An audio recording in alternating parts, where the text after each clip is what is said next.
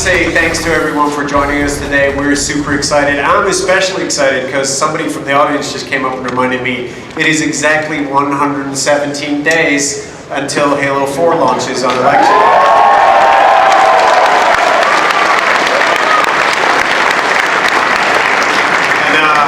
That is obviously part of our stunning planning and not a weird coincidence I just found out about seconds ago.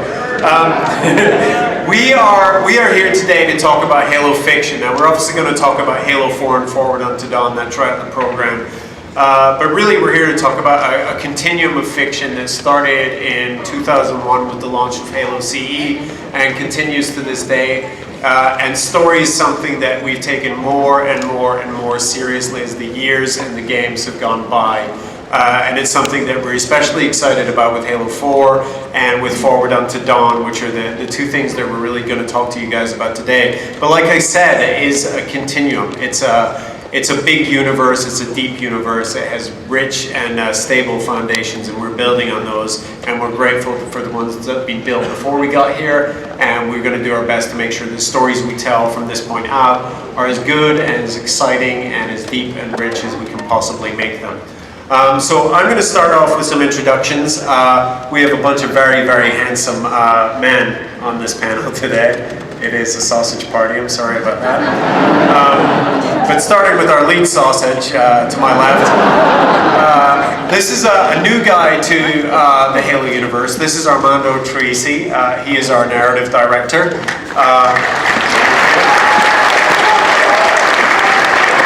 To his left is the very beautiful Brian Goodrich, our cinematics director. The truly resplendent Brian Reed, one of the writers of Halo 4. The mirthful and dancey Kevin Grace, he's franchise manager. And to the left of Kevin Grace, a newcomer emerges. We have some of the guys from Forward Unto Dawn. We have the director of Forward Unto Dawn, Mr. Stuart Handler. Doing this because it's mean, but I'm going to introduce you guys as brothers. He's brothers and partners in crime, and the screenwriters of Forward Unto Dawn, also from Spartacus, Blood and Sand, where you may have seen a lot of gratuitous nudity and violence. Todd and Aaron Helbing.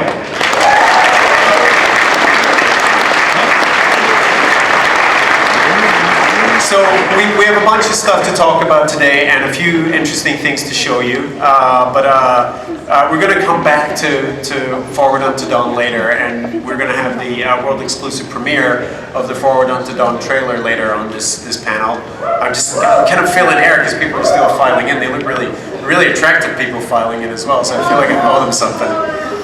No, there's a lot of women in the audience. It's out there, it's all real. So I'm gonna kick it off by starting to talk about story and the Halo universe. Something we thought about a few years ago now. I keep saying 3 years, but it's more like 4 years at this point.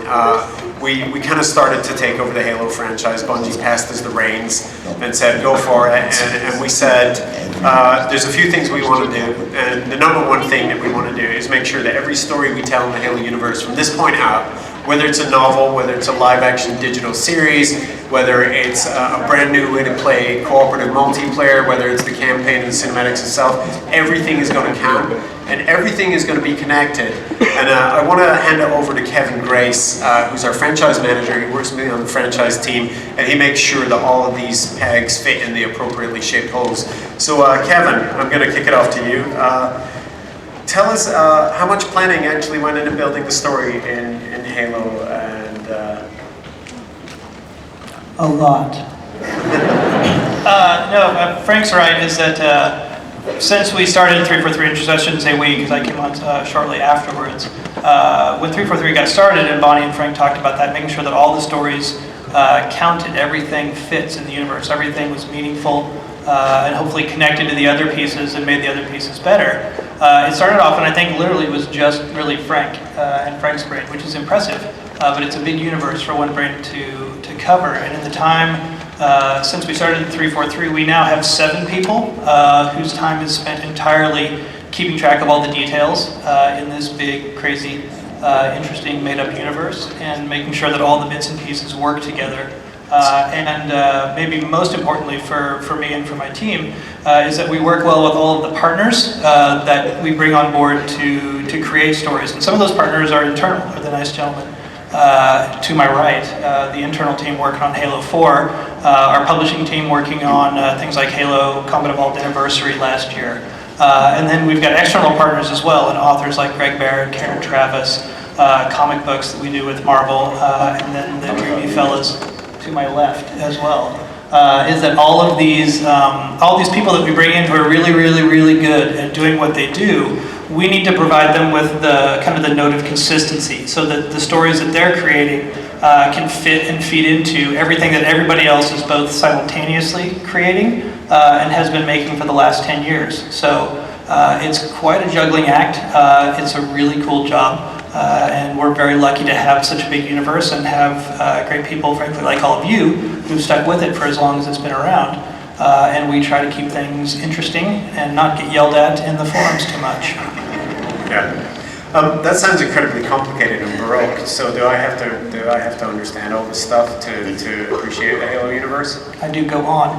You don't, because as much as it is important for those pieces to work together, we have to recognize that not everybody who wants to watch Halo 4 Forward Unto Dawn, grab the first episode and see what's going on. What? Yeah, they're not going to play 6 full, 8-hour campaigns to get into that and read 9 or 10 books and do all those things. So each of those pieces has to work on its own. It's got to be enough to hook you if you're brand new to Halo and say, this is kind of an interesting universe. This Master Chief guy, he seems all right.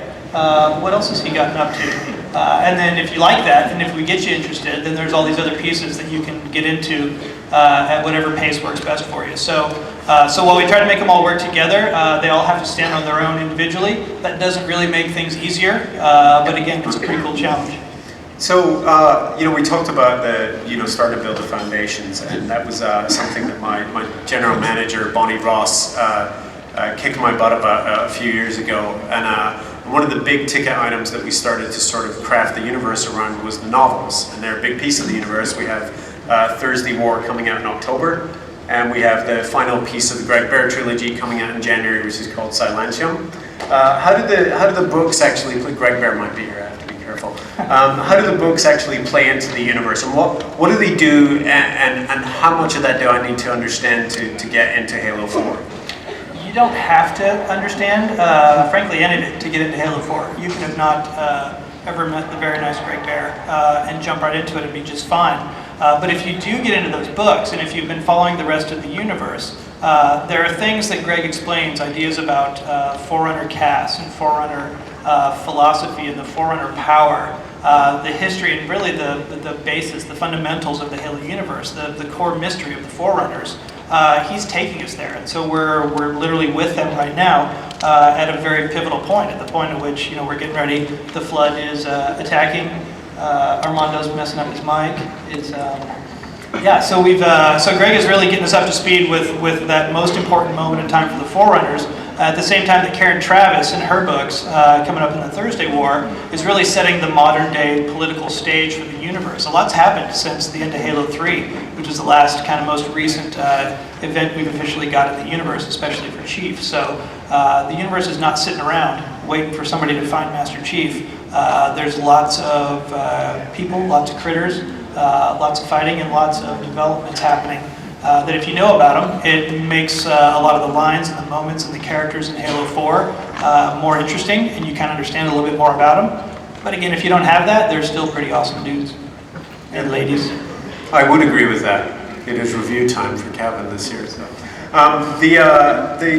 we've talked all this year a lot about multiplayer, and actually one of the cool things about being here today is we do get to talk a little bit about the technique and the craft and the art that go into the campaign. I think that for most people, Halo's storytelling comes from all sorts of places. It comes from the environment, it comes from the world, the universe, the characters. But I think that the biggest single piece of Halo storytelling that we have is cinematics, and it's the biggest chunk of linear storytelling that we do in the game. and it's something that we spent a dramatic amount of effort, energy, and time on for Halo 4. So I want to pass it over to Brian Goodrich, who's our cinematics director, to tell us a little bit about what he does and how we're approaching the Halo 4 cinematics. You're going to introduce it. Oh, very good. Hi. So, good afternoon. I'm going to show you a little snippet from Halo 4 cinematic here, one of the scenes. It's a bit of a progression video. You're going to see the live action performance capture, then a body animation pass with a little bit of rough cameras laid in, and then we'll put it all together with the facial performance, facial animation, and some lighting. Disclaimer, effects are still work in progress, graphics still work in progress, but we hope you like it. You good? Let's do it. All right. Oh. There you go. What? That was it. That was it. I got told to stop, but I was actually Don't look at, everybody close your eyes. This is a big spoiler for in like 20 minutes. Yeah. So we actually have two videos today, and the second video is going to be the DV cam video, and that's going to be introduced by Stuart Handler later. So sorry, I wasn't looking behind me. I was looking at the perfectly correct monitor in front of me. But the guys here are working super hard to make this function for us, and we just